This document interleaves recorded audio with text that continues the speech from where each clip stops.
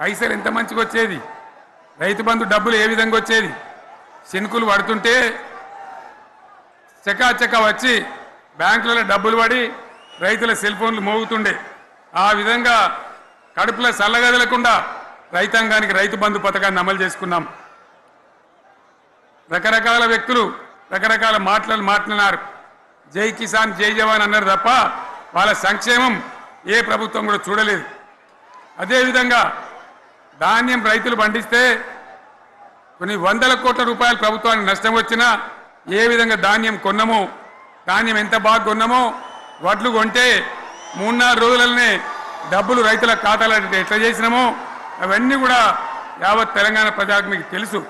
అంతకుముందు మధ్య దళారుల పాలు ఎన్నో రకాల బాధలు, 7,500 కొనుగోలు కేంద్రాలు పెట్టి ధాన్యం ఎట్లా వేసినామో కూడా మీ అందరికీ బాగా తెలుసు. మరి ఇదంతా కూడా బ్రహ్మాండంగా జరిగింది. ఎన్నో పనులు మిషన్ భగీరథ ఎన్నికల ప్రణాళికలు చెప్పలే, ఓట్ల ప్రచారం అప్పుడు చెప్పలే, గవర్నమెంటే చేసింది. ఇంటింట నల్లబెట్టి ప్రజలకు అందియడం జరిగింది. రైతు బంధు కానీ, రైతు బీమా కానీ, కళ్యాణ లక్ష్మి కానీ, కేసీఆర్ కిట్ కానీ, కంటి వెలుగు లాంటి ప్రోగ్రాం కానీ ఎవరు అడిగిన నన్ను ఎవరు అడగలే. అయినా మా అంతల మేమే మన రాష్ట్రం మన ప్రజలని వాళ్ళని బాగు చేసుకోవాలని చేసినాం. చెరువులలో చేపలు పెంచాలని ఎవరు అడిగిన నన్ను, ఎవరు డిమాండ్ చేసినారు, వాళ్ళకి వృత్తి పని దొరకాలని, మత్స్యకారులను ప్రోత్సహించాలని చెరువులలో చేపలు పెంచినాం.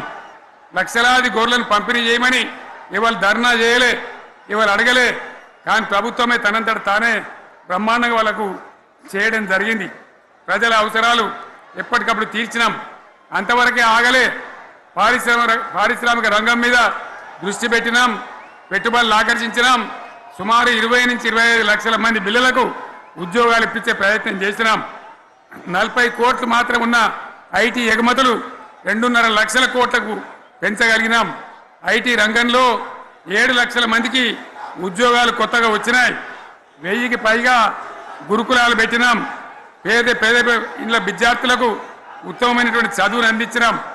తెలంగాణలో 3 మెడికల్ కాలేజీలు ఉంటే దాన్ని 33 మెడికల్ కాలేజీలు తీసుకొని పోయినాం.